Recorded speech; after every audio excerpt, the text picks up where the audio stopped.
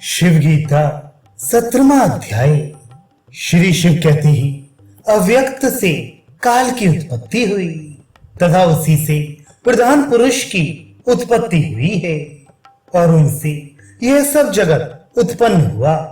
इस कारण यह संपूर्ण जगत ब्रह्ममय है, जो संसार में सब ओर को अपने कर्ण किए और सबको व्याप्त करके स्थित हो रहा है।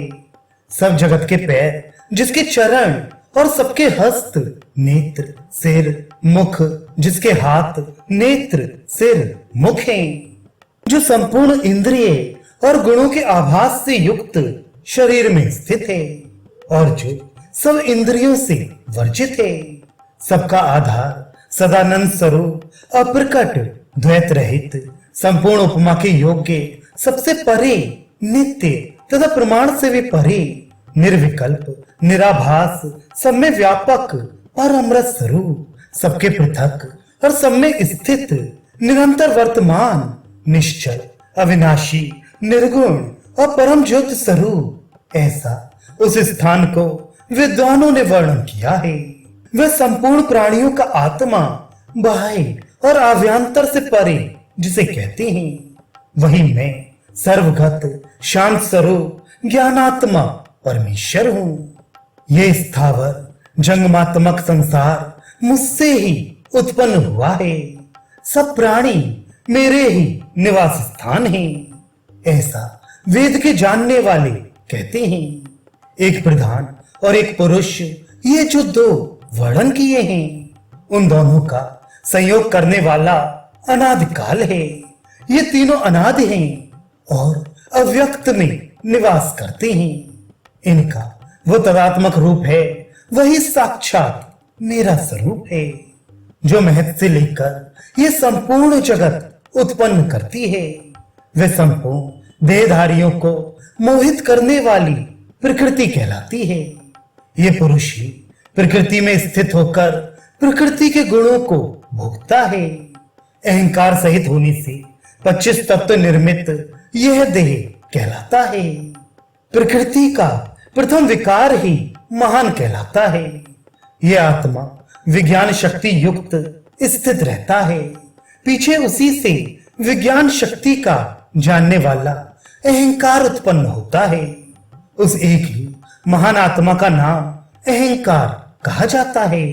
वही जीव और अंतरात्मा कहा जाता है। ये तत्व के जानने वालों ने कहा है। यही जन्म लेकर सुख और दुख भोगता है। यद्यपि वह विज्ञान आत्मा है, परंतु मन के संग होने से वह मन उसके उपकारक है।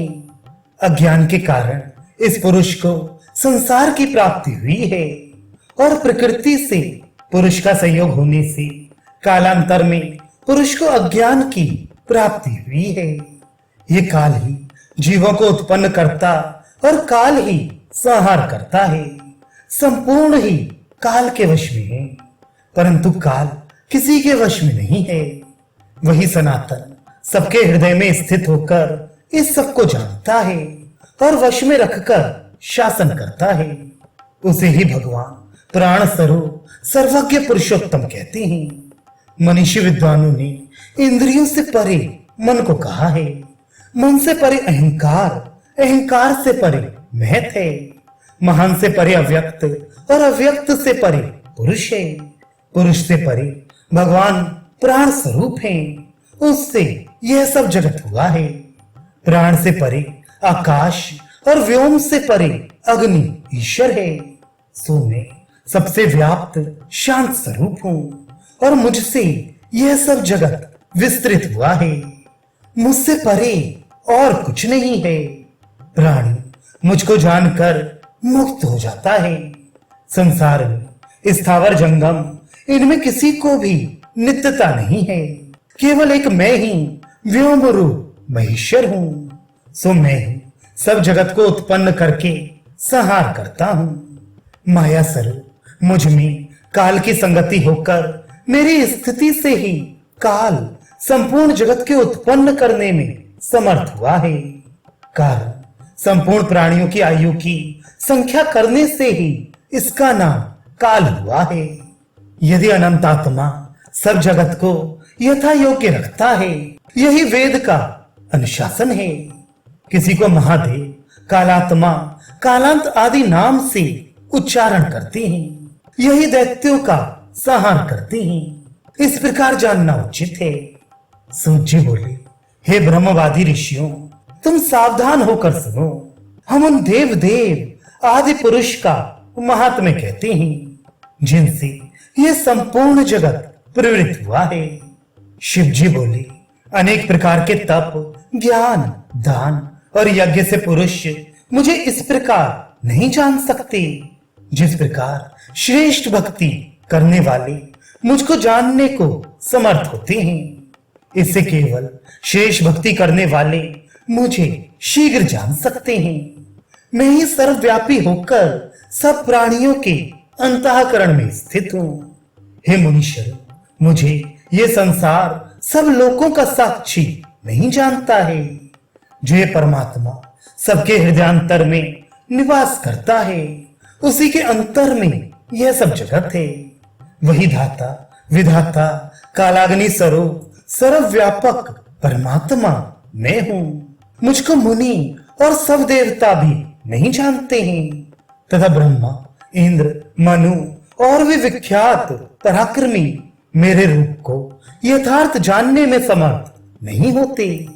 मुझे एक परमेश्वर को सदा वेद स्तुति करते रहते हैं और ब्राह्मण आदि अनेक प्रकार के छोटे बड़े यज्ञों द्वारा यजन करते रहते हैं। पितामह ब्रह्मा सहित संपूर्ण लोग नमस्कार करते हैं और योगी जन संपूर्ण भूतों के अधिपति भगवान का ध्यान करते हैं। मैं ही संपूर्ण हवियों का भोक्ता और फल देने वाला हूँ। मैं ही सबका शरीर रूप होकर सबका आत्मा सब में स्थित हूँ। मुझे विद्वान, धर्मात्मा और वेदवादी देख सकते हैं। उनके निकट जो नित्य प्रति मेरी उपासना करते हैं, ब्राह्मण, क्षत्रिय, वैश्य, धार्मिक मेरी उपासना करते हैं, उनको मैं परमानंद परम पद अपने स्थान को देता हूँ। और जो शूद्र आदि नीच जाति अपने धर्म में स्थित हैं और वह मेरी भक्ति करते हैं, वे काल से यद्यपि मिले हुए हैं, तथापि मेरी कृपा दृष्टि से मुक्त हो जाते हैं। मेरे भक्त पाप रहित हो जाते हैं, उनका कभी नाश नहीं होता। प्रथम तो यही मेरी प्रतिज्ञा है कि मेरे भक्तों का कभी नाश नहीं होता। यदि वे बीच में ही सिद्धि प्राप्त होने से पूर्व मृतक हो जाएं, तो फिर योगी के घर में जन्म ले सत्संग को प्राप्त हो मुक्त हो जाता है। जो मूर्ख मेरे भक्तों की निंदा करता है, उसने देवदेव साक्षात मेरी ही निंदा की और प्रेम से उनका पूजन करता है, उसने मानो मेरा ही पूजन किया। परिपूर्ण शिव स्वरूप में और क्या शुभ किया जाए। जो कुछ शिव के भक्त के निमित्त किया है, वह सब कुछ मुझ शिव स्वरूप के ही वास्ते किया है। जो प्रेम से मेरे आराधन के कारण पत्र, पुष्प, फल, जल नियमित होकर प्रदान करता है, वह मेरा भक्त और मेरा प्यारा है। मैं ही इस जगत की आदि में सृष्टि उत्पन्न करने से ब्रह्मा परमेष्ठी कहलाता हूँ, तथा पालन करने से उत्तम पुरुष परमात्मा इस नाम से गाया जाता हूँ। मैं ही संपूर्ण योगियों का अविनाशी गुरु हूँ। मैं ही धर्मात्माओं का रक्षक और वेद विरोधियों का नाश करने वाला हूँ। मैं ही योगियों को संसार बंधन के सब प्रकार के क्लेश से छुड़ाने वाला हूँ। मैं ही सब प्रकार संसार से रहित होकर संसार का कारण भी हूँ। मैं ही सब संसार को उत्पन्न करने वाला, पालन करने वाला तथा संहार करने वाला हूँ। कारण कि कार्य अपने कारण में लय हो जाता है, इससे सब जगत मुझसे उत्पन्न होकर मुझ में ही लय हो जाता है। और ये मेरी महाशक्ति लोक को मोहने वाली माया है, जो अनेक प्रकार से जगत को उत्पन्न करती है। और मेरी ही ये पराशक्ति विद्या नाम से गाई जाती है। मैं योगियों के हृदय में स्थित होकर उस अज्ञान को उत्पन्न करने वाले संसार में भ्रमाने वाली माया को नाश करता हूँ।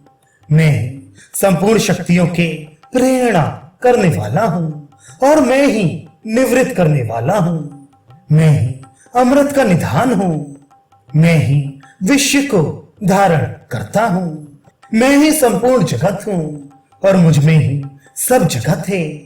अर्थात ये सब कुछ मैं ही हूँ, दूसरी वस्तु कुछ नहीं है। यह सब जगत मुझसे ही उत्पन्न होकर मुझ में ही लय हो जाता है। जैसे मकड़ी अपने में से जाला निकालकर ग्रहण कर लेती है, इसी प्रकार मैं जगत उत्पन्न कर फिर लय कर लेता हूँ। मैं ही भगवान ईश्वर स्वयं ज्योत सनातन हूँ। मैं ही परमात्मा पर ब्रह्म हूँ। मुझसे परे कोई दूसरा नहीं है। यह एक शक्ति जो सबके अंतःकरण में स्थित होकर अनेक प्रकार के जगत को उत्पन्न करती है। यही मेरी शक्ति मुझ ब्रह्म स्वरूप में स्थित होकर जगत की रचना करती है और मुझ ही में स्थित है। दूसरी शक्ति नारायण देव जगन्नाथ जगन्मय विष्णु स्वरूप होकर इस संपूर्ण जगत को स्थापित करती अर्थात पालती है। तीसरी महती शक्ति है जो संपूर्ण जगत का संहार करती है। उस शक्ति का नाम तामसी है तथा उसका रौद्र रूप है, काल नाम है। कोई मुझे ज्ञान से देखते हैं, कोई ध्यान से, कोई भक्ति योग और कोई कर्म योग से अर्थात कर्म कांड के आश्रय से मेरा यजन करते हैं। परंतु इन सब भक्तों में वह मुझे सबसे अधिक प्यारा जो नित्य प्रतिज्ञा से मेरी आराधना करता है, और भी जो मेरे भक्त मेरी उपासना करते हैं वे भी मुझको प्राप्त हो जाते हैं और फिर उनका जन्म नहीं होता।